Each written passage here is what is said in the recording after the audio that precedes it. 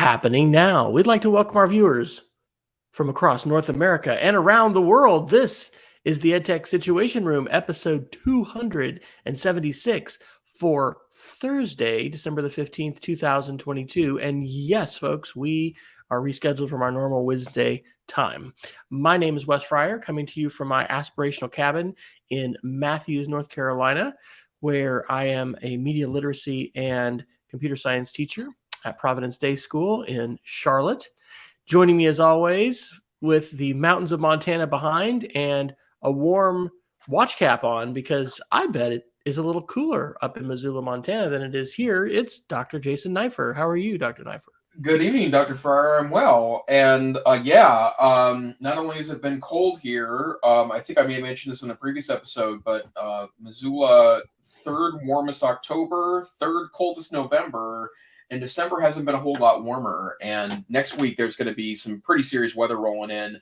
Missoula won't be too bad. We're only going to be at negative 15, but Great Falls, Montana, which is where my parents are at and where I grew up, is going to be at negative 35.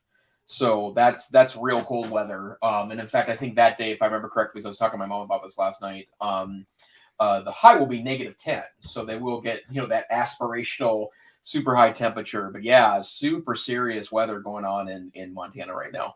Holy cow, that is just crazy.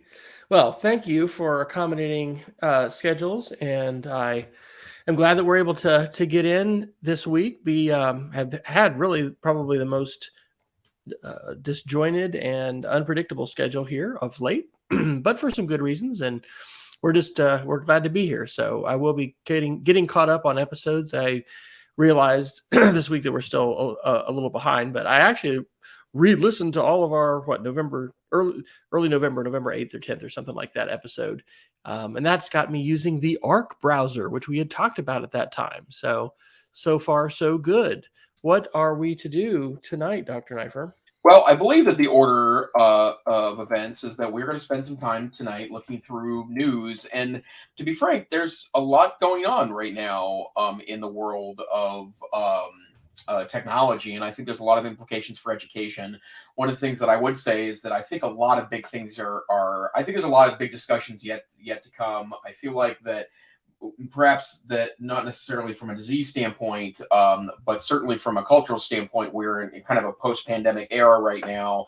I think it's inspiring a lot of interesting discussions that I think could largely impact where education's going. And, just as a reminder, we have a pretty serious amount of students that are recovering from the pandemic, but also, education suffering right now. We've lost a lot of teachers in the last 3 years.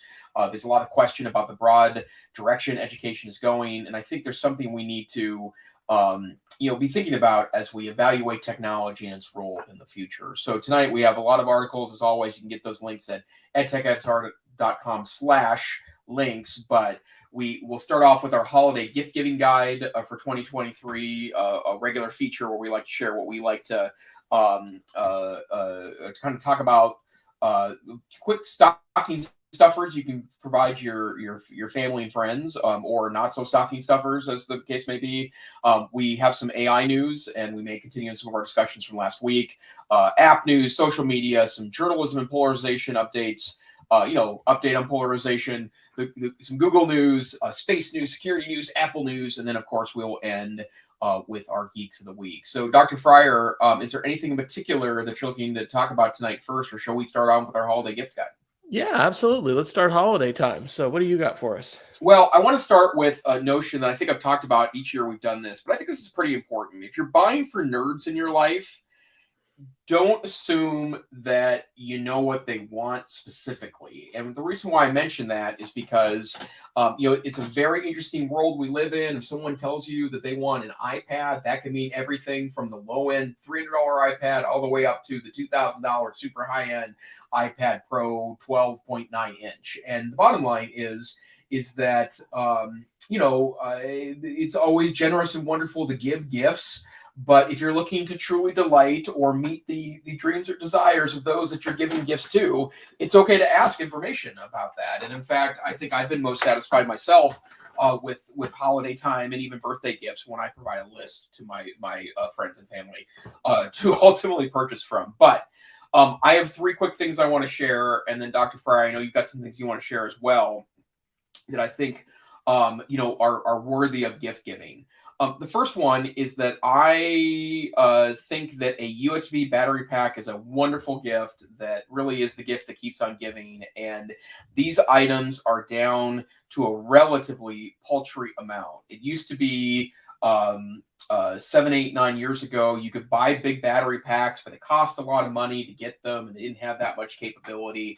Well, now you can buy truly large battery packs with lots of juice in them for relatively inexpensive amounts. And not only do they have a lot of juice in them, they're relatively small in comparison to the past. So I'm sharing first the Wirecutter's best battery pack option, which is actually out of stock right now.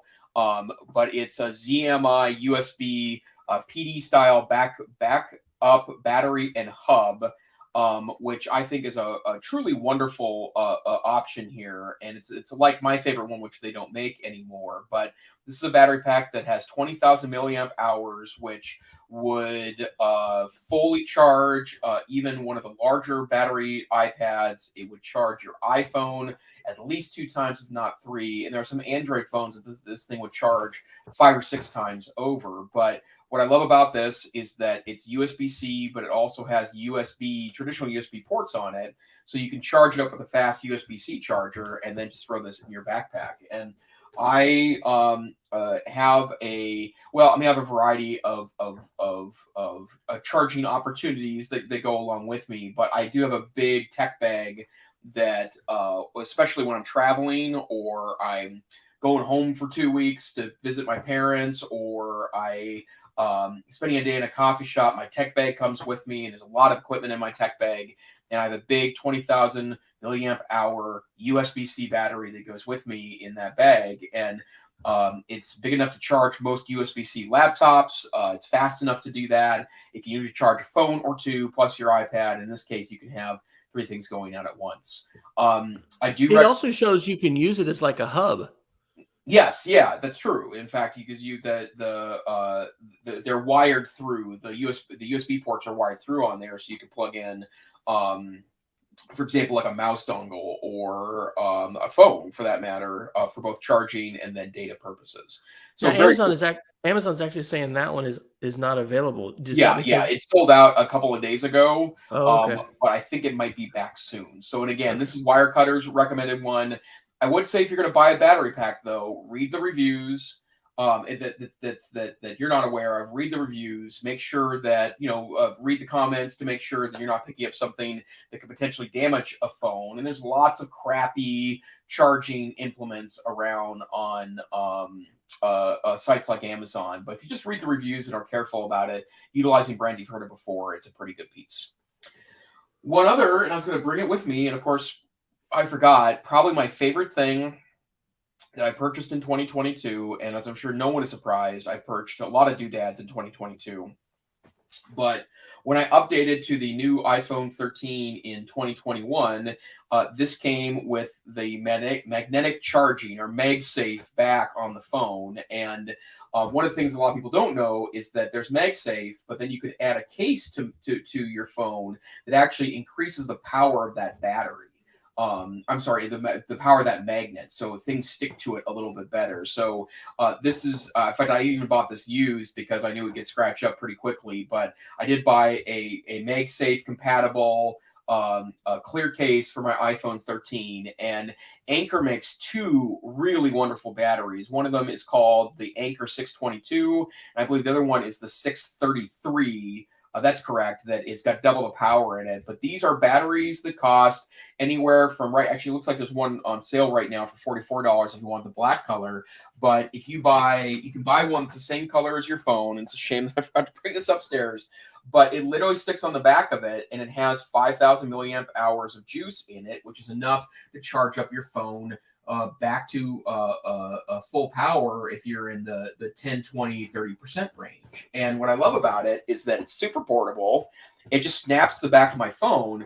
but it also serves as a stand for your phone. So a little thing pops out of the back that you can fold up, and then you can either put the phone horizontally or vertically, and it has a little stand that's built into it. And I love this. I think it's a really great piece. And as I started traveling in 2022, I will admit that my travel game lost a little bit during the pandemic because I wasn't traveling as much. I usually have a very well manicured and curated bag that I carry with me on trips, and a lot of that is built around technology. This Anker 622 battery has been a gift I've given a couple of times this year, and I myself use it because it means it doesn't really matter how much I chew through my battery on a trip.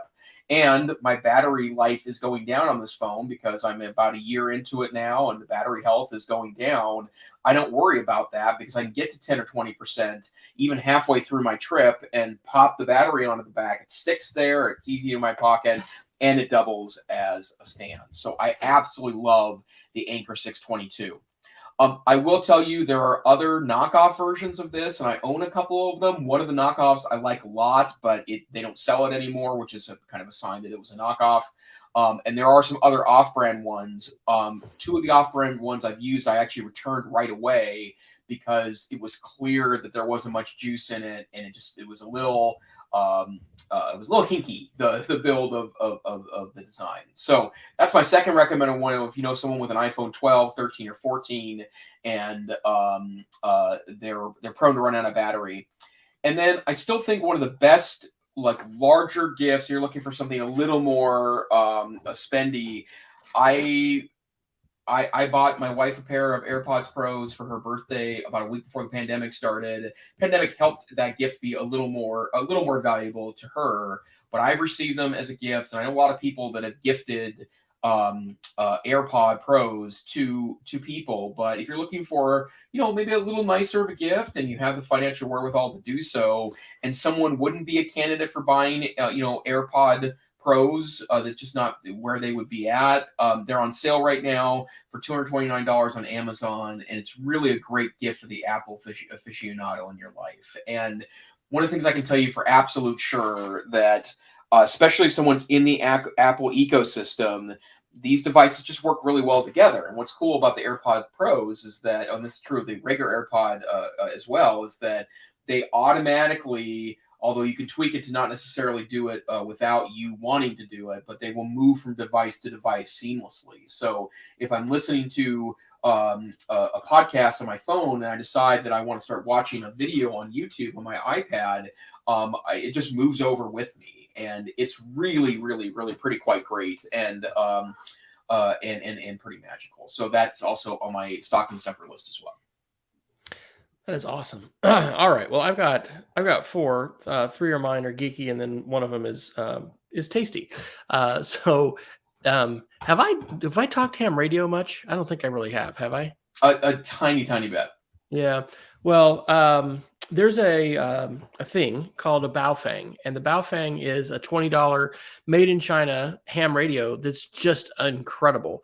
Now you have to have a license in order to broadcast with it, but you can receive like National Weather Service, and you don't need a license in order to receive. But I actually gave this to our son for his birthday with a challenge that he go ahead and get his ham radio license. So anyway, not everybody in your family is going to get excited about this, but I think it's pretty cool. Definitely a geeky thing, and emergency preparedness. It's a good thing. So the next one is my favorite Internet of Things home light bulb. It is the Waze. It says bulb color bulb. I don't know why I don't say color bulb. I'm pretty fascinated by the Waze company. I bought a number of their products. I've got one of their strip lights. Actually, I still need to mount that outside. But these bulbs are awesome, and using a lot of plugs. We have like 44 different things on our network right now. I need to make a video. I've got a lot of plugs, both inside and outside, weather protected, and outside that are, and then also inside. But these are so cool because you can change the color to whatever you want, and you can change the intensity, which you can't just do with an on-off, switch.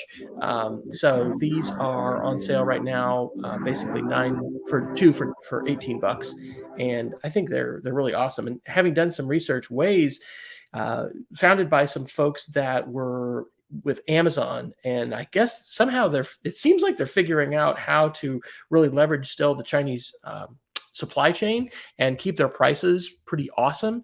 But I have not had I haven't had any weird issues like I have with firmware with some switches and things like that I think I may have talked about before. So continuing the ways, kind of like Anchor. Hey, everything Anchor, everything Waze. This is on my wish list to buy my wife, and we haven't got it yet. It's actually sold out right now. It's the Waze robot vacuum. I was just at Costco today, and the latest iRobot I think is $600 there. It's normally $700, and it's off $100. Do you have a robot vacuum at your house, Jason? Have you tried one of these? We've not. Tempting, Okay. but not yet. Yeah. So the house that we're in now in North Carolina would lend itself more. We had like the old sort of 70s sunken floor, sunken living room or whatever. So anyway, depending on the layout of your house or what your situation is, it may or may not make sense, but it's pretty phenomenal. And now that I'm teaching robotics as well, I'm just more fascinated with the trajectory of robotics and the improvements and things like that. And we've got 2 golden retrievers at home that tend to leave some of their hair around. So I don't know how it would hold up, but maybe I'll give you a report later. And if any of you have any opinions about robotic vacuums, particularly ones that will deal with a lot of dog hair, I would be welcome, or I would love to hear that, because we're always dealing with that with vacuum cleaners. And finally, this one is awesome. This is called Bear Food, and this is a local Charlotte, North Carolina company. It's actually in Matthews, which is the suburb where we live.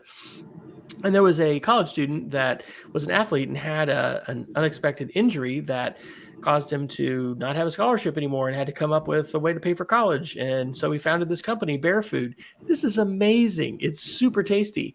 And we've tried some of their different things, and this is the one that we like the most, which is just their mix. So that has nothing to do with technology, but geeks like food too. And if you're looking for something unusual, there you go. You can order some Bear Food gourmet bear mix for delivery. Love it.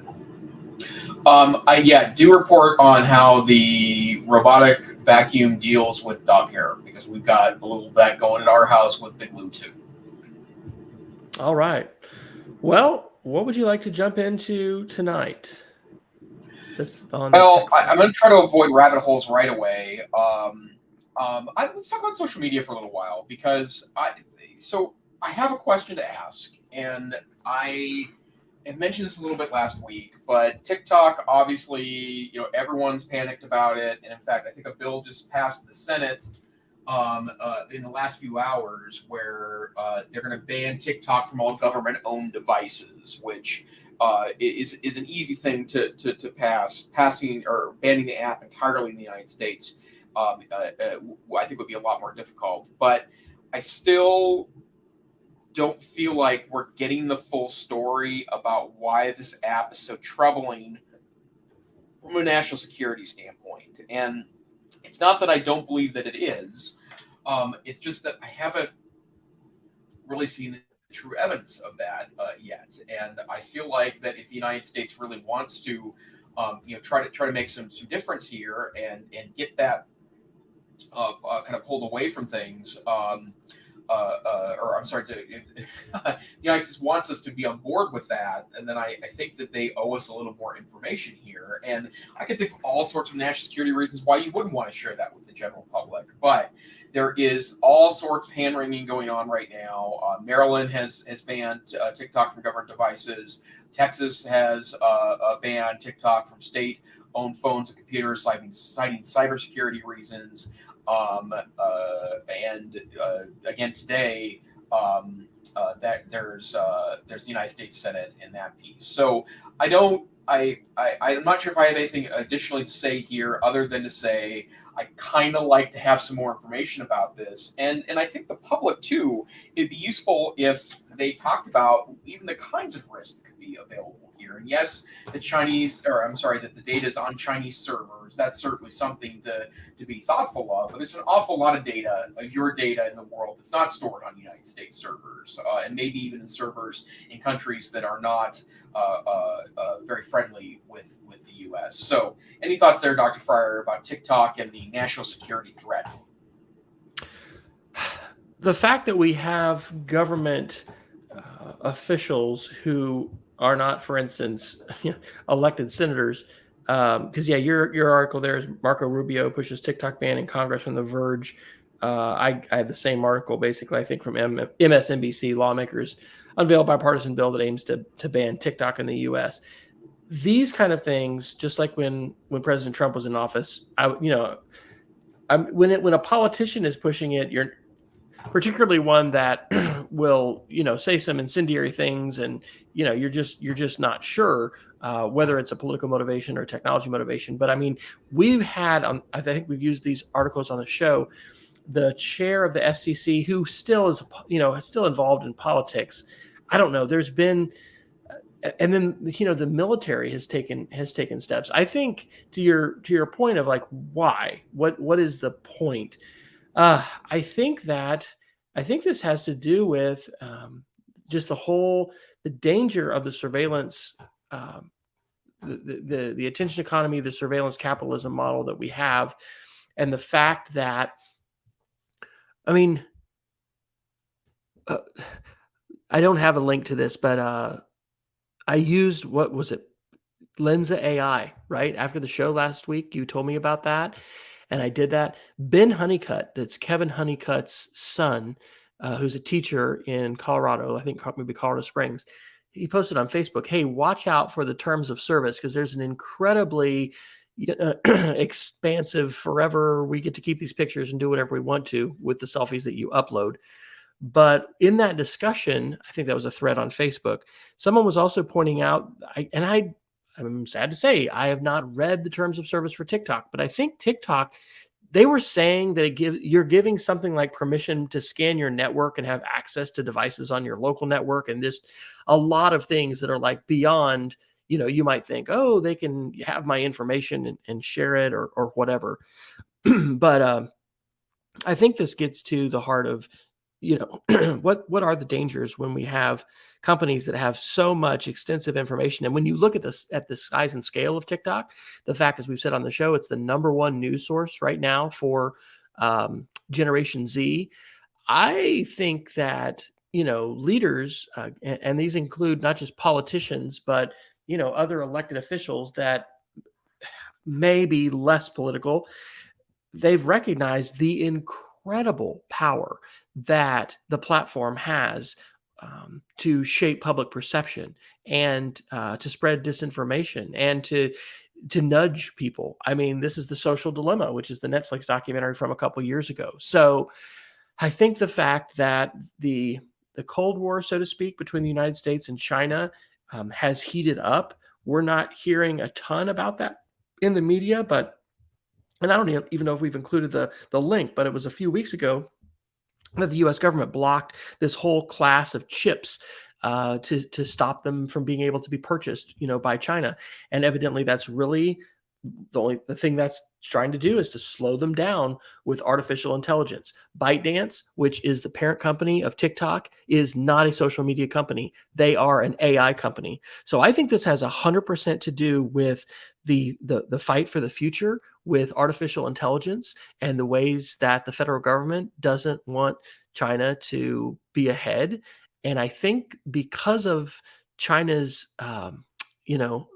authoritarian nature, and the fact that they don't need to have the same kind of transparency, and they don't have accountability to the people and organizations. And I know we're far from a perfect situation with all of that, and Europe is ahead of us with privacy law, and et cetera, et cetera.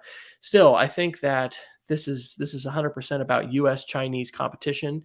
There are things that can't be disclosed because they're classified, but I think it's more than politics. And so I haven't seen who's going to get on board with these proposals. And so maybe these are grandstanding proposals that we're linking tonight, as far as the Marco Rubio article. But that's my take. I think it really has to do with U.S.-China competition for AI, and that this is the battlefield right now. I mean, we have a literal battlefield happening with Russia and Ukraine, which is very consequential and important, but we also have this very real battlefield that is continuing to unfold with respect to artificial intelligence. And I think now that the holidays have come for me, at my last duty day at school, I think I'm going to do a little probably video and maybe even a blog post series about AI, because some of the things that I've been able to do with the generative AI tools that we've talked about in just the last couple of weeks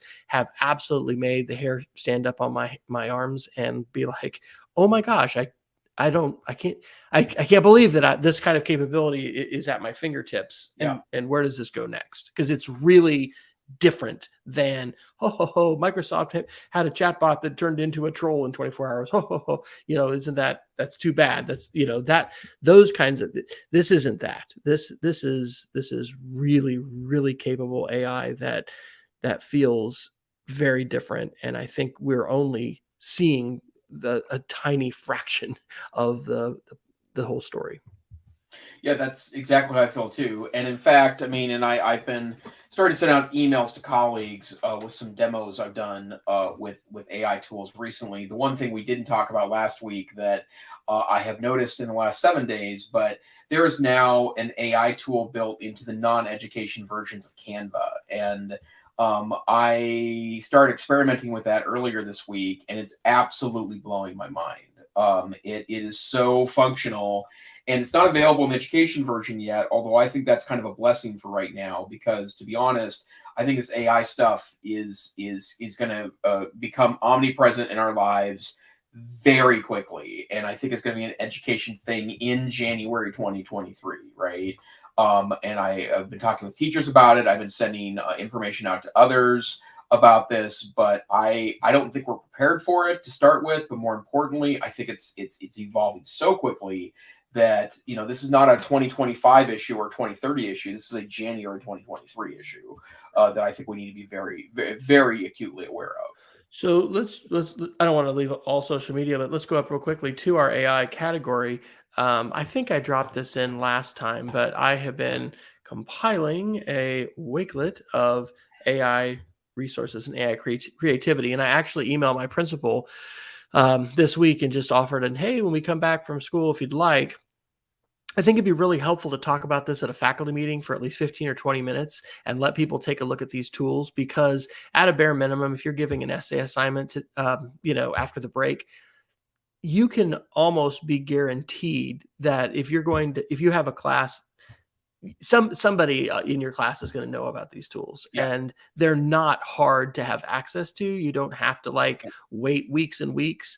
And is the Canva tool a generative AI image tool, or is it text? No, it's text actually. And okay. So, and they call it Magic Write. And I did do an experiment today that I turned into a brief video. And my point was that I wanted to have something I could share with others just to give them a sense of what I was talking about. So here was my experiment. I went to Teachers Pay Teachers. I logged in and I found a worksheet the first worksheet I could find that was free, that I felt like had the kind of questions that I was interested in seeing answers to. And then I went to Canva, and Canva's interface keeps getting just really that much better. And now they've introduced a lot of, I guess the way I would state this is kind of advanced keyboard shortcuts, which means it's really quick to do things like formatting and inserting things into images. But in their new docs section, you can use a keyboard shortcut and with one click get Magic Write up. And so I copy and pasted questions from the worksheet to Magic Write in Canva. And these were not factually based questions. They were, constructed responses. So you had to make an argument in addition to pointing out some things that'd be more factual. And 5 for 5, the Canva AI, which is in beta, and has only been around for a couple weeks. I absolutely nailed every one of those questions. It was things like, it was about kind of some study of history topics. Why should you study history? What are 3 examples of primary sources? What are 3 examples of secondary sources? And things that I absolutely believe would be part of a decent lesson in broader histography for middle school and high school students, and this thing just ate through those very quickly. And you can also ask it to do things like write a 5-paragraph essay on the causes of the War of 1812, and every time I've done that, it was pretty darn functional. And you can then iterate also to make it refine and do better. The articles in that Wakelet that I shared, some of those we talked about in the show last week. I think we're entering this era of augmented capabilities.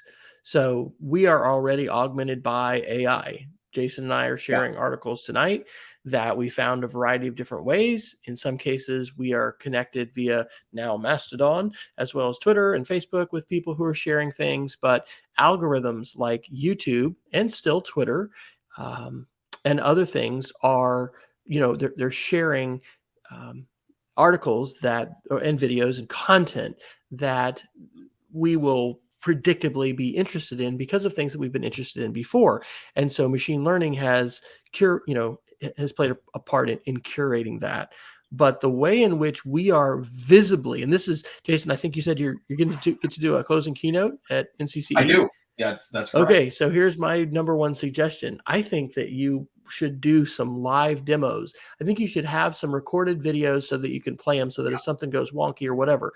But to be able to do a live on-stage video, it's like a magic trick. And it makes me think, back in like 2000, when was it? When I first came to Oklahoma, it was like 2006.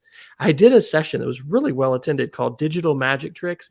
And it really wasn't magic tricks, but a lot of people who are tech geeks, we like this kind of thing. And sometimes it is to get a ooh, ah, but it's also like, oh my gosh, wow, you can do that. That's amazing. And I think that these AI tools lend themselves to that. But then it's also this deeper conversation, right, about assessment. So if I'm going to give an essay to students now, and it's really a lot more difficult today than it was 2 weeks ago to come up with an assignment that can't be, put into the generative AI tool and have a pretty amazing, maybe master's level, in some cases cited article, or that gets spit out. How am I going to assess my students' learning? How am I going to make their thinking visible? How am I going to, try to gauge what they have learned as a result of our class, our time together, the content that we've been discussing together and exploring together, et cetera. So this is pretty big. Do you want to talk about the Vox? You got a couple articles, I guess, there that you had a do not pay, and then the Verge is Vox, or the Vox article. Hold on one second. I just had a brilliant riff off your keynote idea that I just texted myself, so I don't forget it for later. So, remind me to tell you after. Yes, this was done on social media. This is AI again. It's about okay. Right, so the reason why I like this article is it acknowledges something that I think is part of this is that we've been hearing a lot about AI for a long time now. Right. And there have been lots of examples of it. And you mentioned the chat bot, Wes, from Microsoft. I believe that she was called Tay. And within 24 hours, Tay went from being an interesting, funny Twitter bot to a troll that was spewing sexist and racist rhetoric. A digital demon, basically. Yeah, basically, yeah. Holocaust denial and all. It was a really terrible, terrible, terrible thing. And I think that stopped a lot of us in our tracks because the bottom line is that that made it seem like it was farther away, right? That you would never be mistaken by that. And what this article talks about is something that I truly believe is that suddenly it's become a lot better. It's like we've gone over some kind of hump in the last 6 months or a year. And now that that's the case, this is more real than any threat like this has ever been. And I'm going to use the word threat there, even though I'm not sure if it's necessarily a threat in the way that word seems to suggest. The bottom line is we're in a very strange situation right now. And I think we need to be really thoughtful about how to respond to this at school or in schools. And I am very concerned about this, but not just because of the threat I think it brings to a lot of ways we learn in classrooms, but I also want to make sure we don't overreact to it as well, because I think AI will be an increasingly important part of a lot of industries in the relatively near future, but certainly by the time our students get into the workforce. And I want to both make sure we're putting protections in place for AI. I also want to make sure that we're inserting it appropriately when it can really help us be better at our jobs or better at the things we desire to do. I've told the story before, I think, have I, Nye, about my dad and the what did we have before calculators? Slide rules. Have I told you that story before? I don't think you have. He was on the Air Force Academy's math committee, 72 or something like that, where they looked at calculators versus slide rules and what should they do, and they studied it, and they studied it slide rule. They just kept the slide rule, kept the calculators out, and then obviously in a few years, maybe the next year, the calculator came in.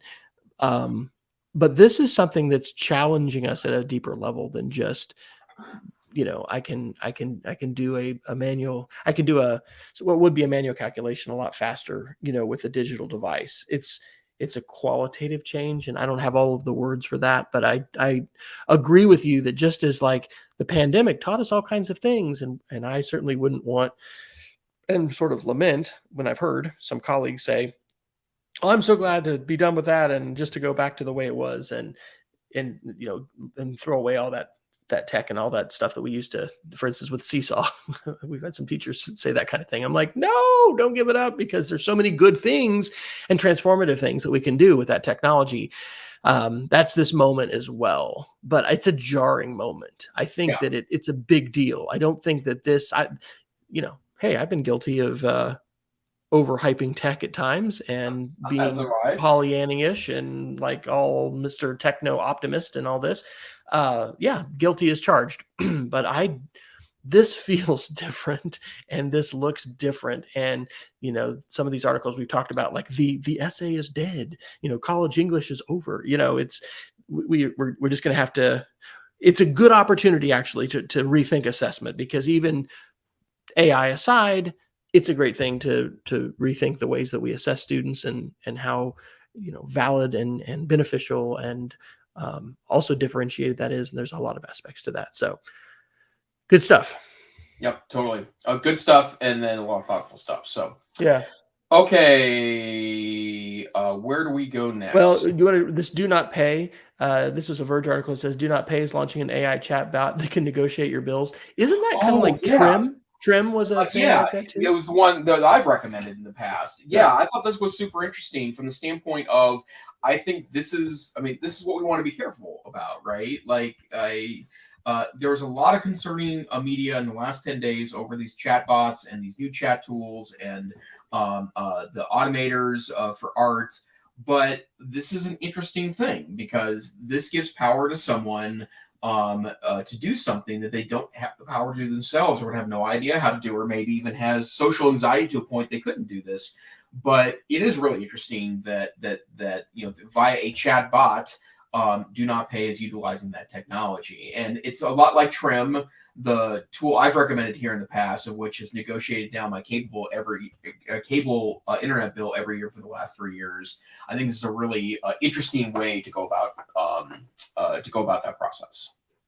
I don't have this article right now, and if I can find it, I will. But there was an article I read in the last week, this is AI related too, that was saying these generative AI tools are so horrifically capable, like in terms of putting you in a terrible situation, sort of like with Photoshop, but really easy for somebody to do, that every single person who's ever shared a photograph of themselves on social media should delete it immediately. I think this was in Wired. I'm not going to do that at this point, but that's a pretty strong statement for a tech journalist to make. And so I think that we're going to be getting headlines and seeing, unfortunately, the weaponization of these tools, the abuse of these tools, the use of these tools by bad actors. Unfortunately, sometimes people's overall perception of things is shaped by those kinds of negative examples. So this article about Negotiate For Me reminds me of when, I don't know, was it Steve Jobs or was it Tim Cook introduced Siri and the capability, this whole idea of a virtual assistant being able to make phone calls, right? Because it could Yeah. like call for you and make a reservation. Yep. But then what else could it do? And it sounds like this do not pay is kind of going that way, because it's sort of like you say, yes, you can negotiate on my behalf. And then literally a robot is Wow. going to, be pretending like they're a human talking to somebody else and then doing lawyerish things on your behalf. It more and more it feels like we're living in not Ready Player One, but we're living in hopefully it's not dystopian, but it's a sci-fi Right. novel for sure. Yeah. Well, some of the discussion I've seen this week too about the possibilities of these magic writers is that imagine for a moment you don't really need an attorney to draft documents if a generator will do that for you by asking you a few questions and generating the document. And there's actually a business around that right now. It's called LegalZoom. LegalZoom is all about helping you do some of your own low-level legal work, things like copyright or trademark or living will or kind of low-stakes wills are a part of that process. But AI takes that a lot further and could potentially put a lot of power in your hands in regards to filing legal documents and motions and lawsuits and that sort of thing. But yeah, I just thought we were a long way away from this, and we just aren't anymore. And I referenced this in that early November podcast episode or whatever web show that I just put online this week. There are folks at OpenAI, and I got to hear one of their representatives talk about a month ago, that are expecting like a 50% displacement in the job force because of AI within 5 to 10 years. That just sounds absolutely crazy.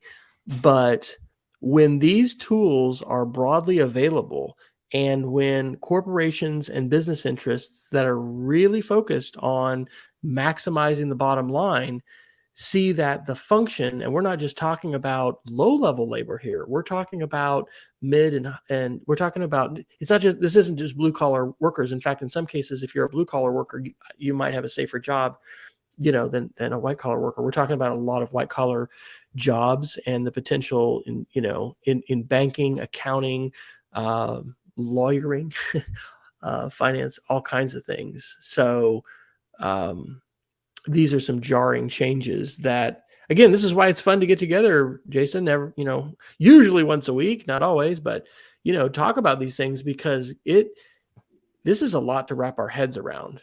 And I think you're absolutely right. I mean, I feel like I've been beating the drum of AI for the last 3 years with my students. And then suddenly in the last month, it's like I touched an electric fence and what? It's live. It's real. It's here. Yeah. and that is it. Actually, that is how it feels a little bit. It does feel like an alien intelligence. It's here. Yeah. It's in the building. It's able to follow my commands. And now it can go negotiate your bills. And what's it going to do next? Whew. Wow. Yeah, totally. Okay. Let's see. Do you want to do any more of those social media? Because a lot of that was TikTok. Yeah, I think the TikTok stuff was the thing I really want to talk about. What about the we don't need another Twitter? Do you want to do that one real quick, and we can talk a little Mastodon? If I can remember what they were talking about, but well, and actually, I would say that I feel this a little broadly, but this is from Sarah Morrison at Vox on December 7th, and basically, it's kind of a warning that she argues that Twitter didn't really live up to the promise it could have been. And I remember hearing this all along Twitter's journey, right? Even though I was generally satisfied with Twitter, there's always a good argument about why it doesn't meet certain needs or couldn't be as big as it could be. And remembering that Twitter is actually one of the smaller American social networks from the sheer number of participants.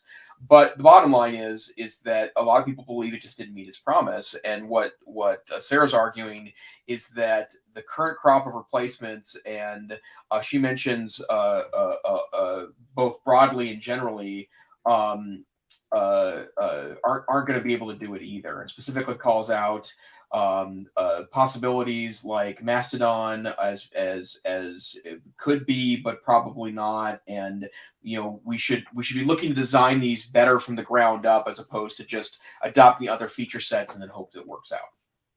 Huh. It's interesting. I mean, since that show a month ago, I've been using Mastodon a whole lot more. And for me, as somebody who is an early adopter of technology, I really, really like the feel, the interaction, the idea exchange that I'm having on Mastodon. At this point, I'm basically cross-posting things both in Twitter and Mastodon. She says in here, Twitter will probably endure in some form, and I kind of agree with it. But things are so ugly with Musk and the things that he's done, the way he's revealed himself to really be a troll and kind of an ugly person. My Twitter Blue expired this week, and I'm not renewing it. I liked that capability to see the articles that friends of friends are sharing, but I don't know. Anyway, I don't need to rehash what we've talked about on the show before. The Twitter Sure. that we experience is kind of different than the Twitter that we talk about in popular culture, but it's a different conversation. Like, I've never wanted to just participate in the Twitter of celebrities and popular media and pop culture. The thing that Twitter is so transformative for is the fact that there's so many journalists on it and authors on it, and that you can actually interact with authors. And then if you want to connect with them, and if they share, then you're connected to their ideas and things like that. But I think it's too early days to say, oh yeah, Mastodon is dead. I don't know. I think it's a gift that, and I mentioned this before, that Musk has kind of given us a real big push, a lot of us, to move out of Twitter and explore Mastodon a little bit more. So I don't know. I didn't title that show, what was it? The forecast is fractured and polluted. Maybe, but anyway, it's I think many of us are continuing to experiment, and it's not like we've suddenly reached nirvana and said, yes, I'm not touching Twitter again because Mastodon gives me everything that I need. We're not in that place. But it's very dynamic. So anyway, I don't know what else I can say fruitfully on that. We should probably go on to more of a hardcore technology topic, or we've got some Sure. others. Let's go through some Google news. Lots of interesting things going on there. This is an article that updates. We've talked about this several times as it's evolved, but Google was supposed to be moving to a new way of how the browser interacts with the internet, and one of the ways to do that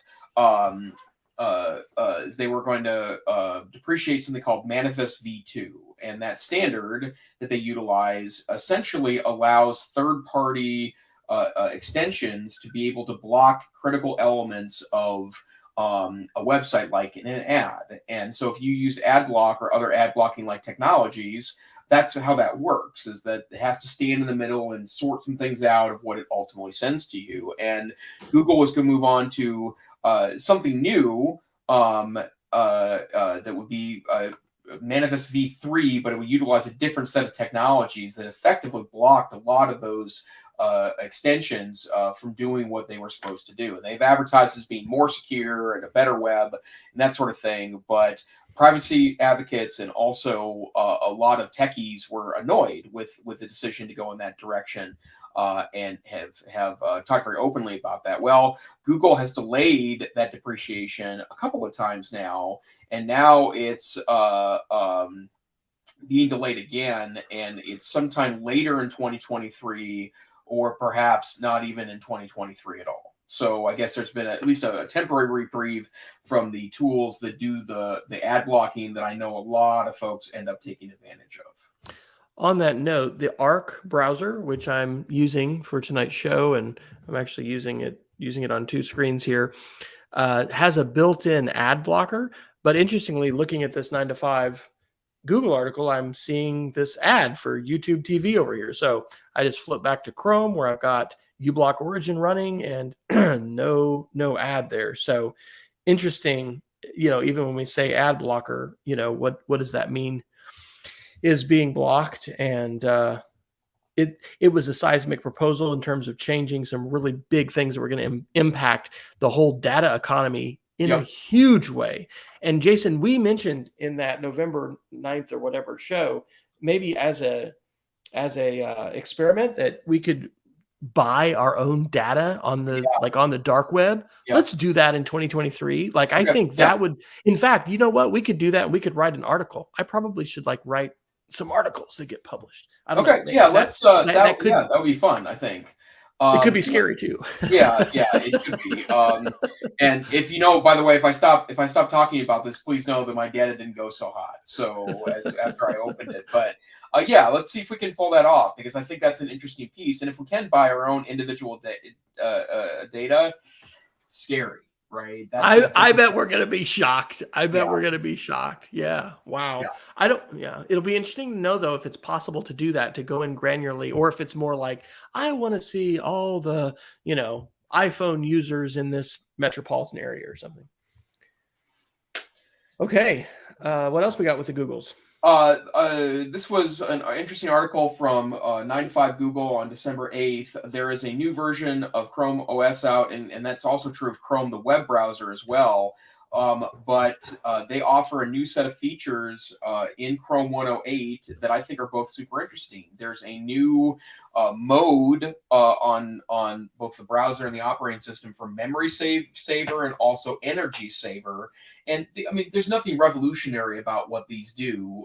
The memory saver, when turned on, will start to depreciate tabs in the background, so it isn't updating tabs anymore, or keeping that information ready in memory. You have to refresh the page to get it back. That's something that tab suspenders. In fact, there was a great Chrome extension called the Great Suspender that did exactly that. And for those of you that are that are tab addicts, and you know who you are out there, that can sometimes really drag down performance on a browser. So I think it's really smart to pull that into the browser, core functionality, and also the operating system functionality. And then the same is true. There's now a battery saver mode that at 20% will start to scale down the operating system function and speed, but give you longer battery life. And obviously phones have had this forever, so this is not new, but to have this as a function, particularly on Chrome, the Chrome OS, is really great.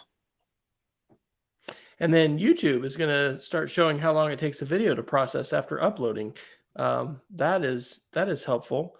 Have you tried, by the way, any of those video creation tools that we talked about on the show a few weeks ago?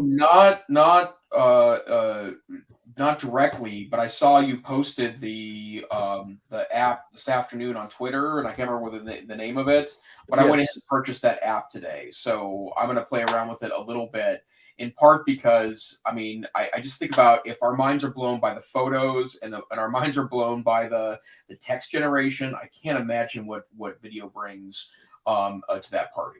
Yeah, that app is called Luma Fusion, and hey folks, look, even if we've been here live on the show, sometimes it's good to go back and listen to the old shows. So yeah, this is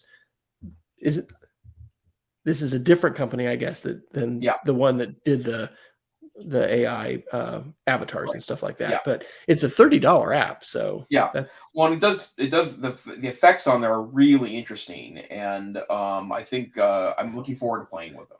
Yeah, and as somebody interested in digital video and story chasing, I'll be curious on that report. So we'll look forward to that, hopefully after the new year. And then one last, this is from Chrome Unbrowsed. Google Sheets is offering a new a Smart Canvas feature. Smart Canvases are the features in workspace tools that create a kind of a functional or functionality inside of docs or sheets. The example that I keep using is that I like to, especially for very important emails, I like to draft those emails in a Google Doc as opposed to the browser, because I can slow roll the email, I can go back to it over and over again, I can share it. Well, you can add in, I think they're called Smart Chips as part of the Smart Canvas feature, to where you can turn that into an email. or create an email-like interface and then just press a button and it will suck it into Gmail. This one in Google Sheets is project tracking. So it adds in functionality to where you can easily create different categories of where you're at in a project. And I thought this was really interesting in context of schools. I've worked with a couple of teachers that did a lot of work, one-on-one work with students that are in a more flexible classroom environment, and they used project tracking software in some cases as kind of a master way of planning that together so they could keep track of all the elements of a project over time. Well, that's now built directly into Sheets. There's a professor in Maine that I have been acquainted with in the past who was doing a lot of project-based learning work with schools, and I don't remember the name of the tool that they were using, but it was something like this.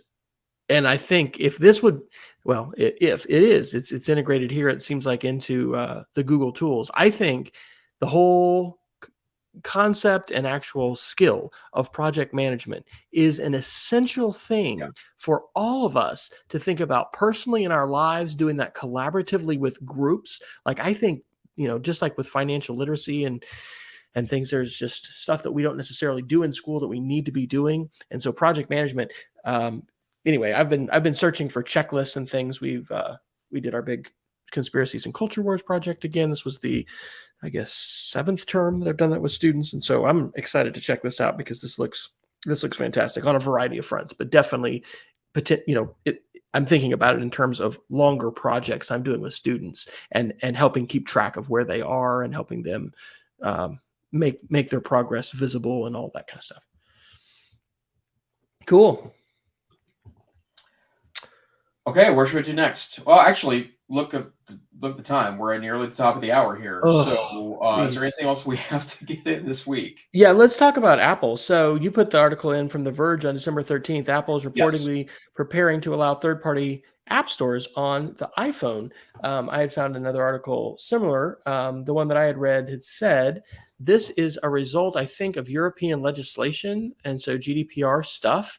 And very, very interesting. And, Apple has warned us about the dangers of sideloading, of, jailbreaking the phone, right? That's been a sort of felony in the Apple world if you would do that.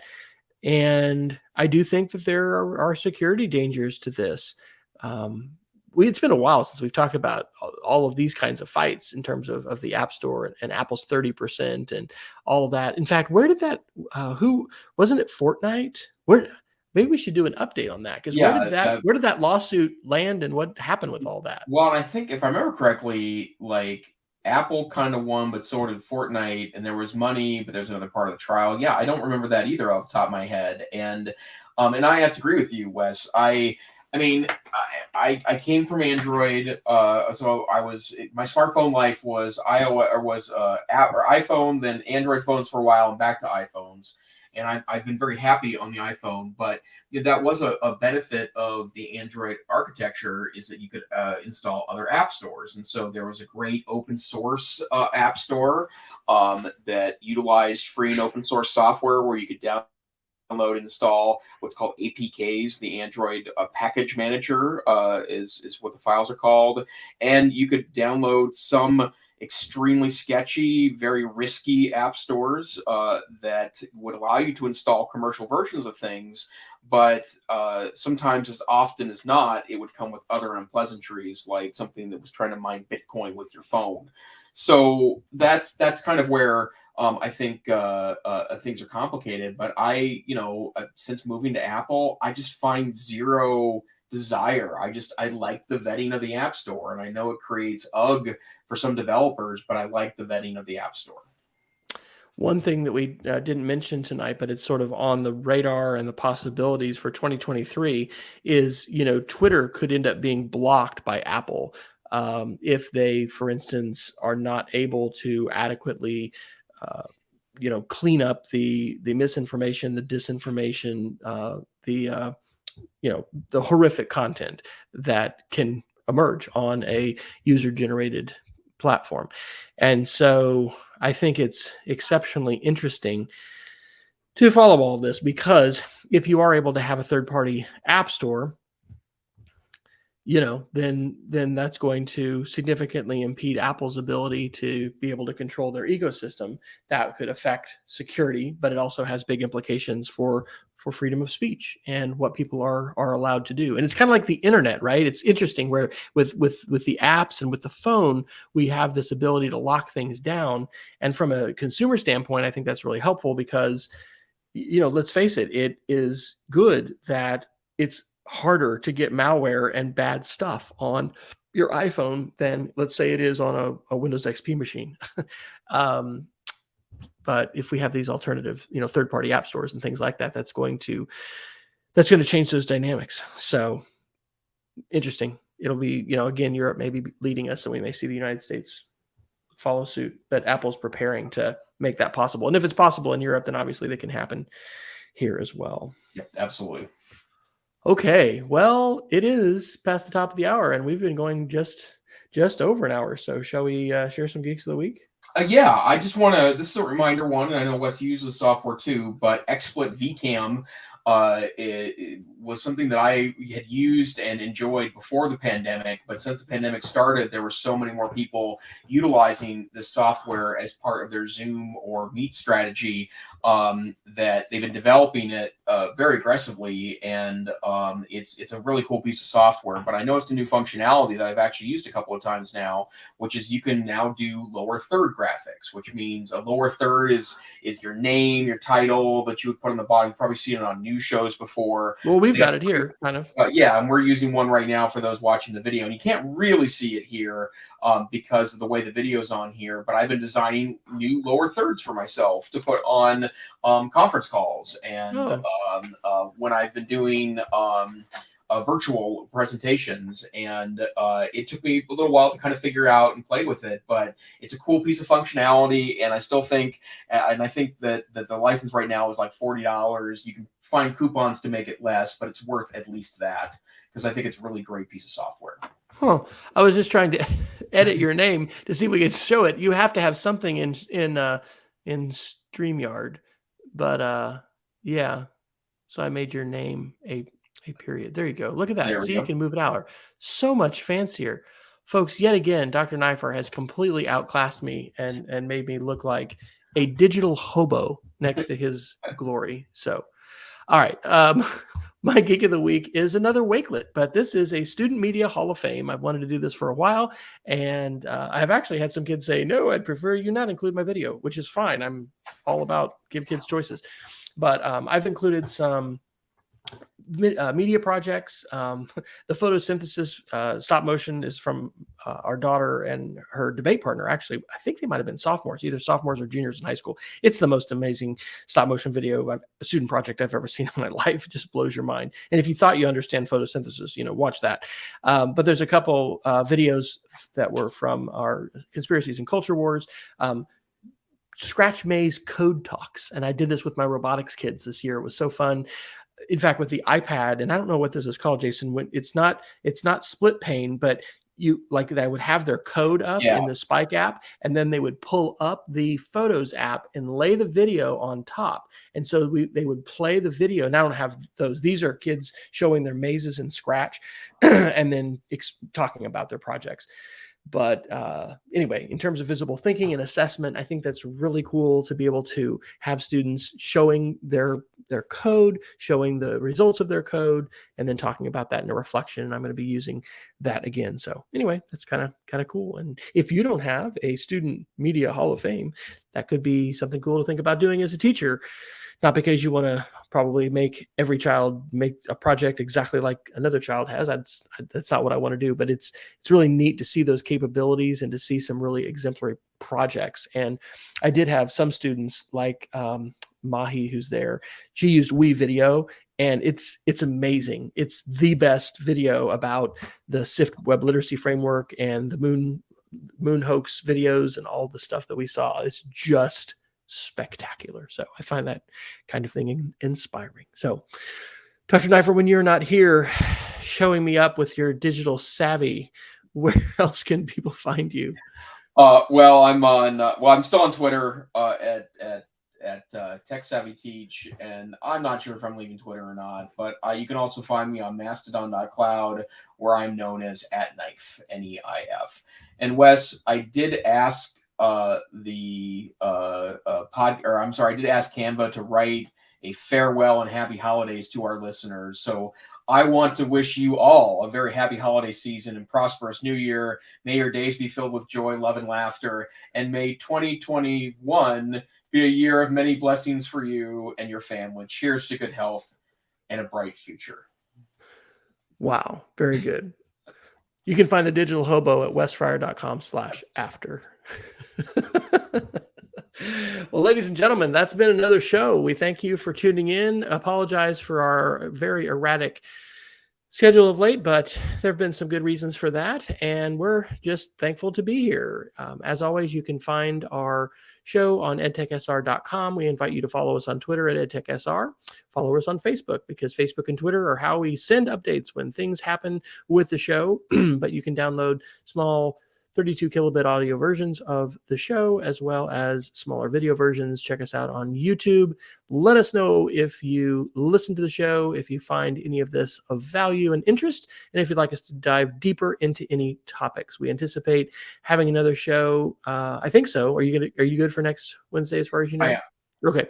I'll be coming to you from an undisclosed location in the Midwestern United States, which I might disclose. But anyway, then we might end up taking a day off or a week off for the holidays. But who knows? Jason and I kind of like hanging out together. So voila.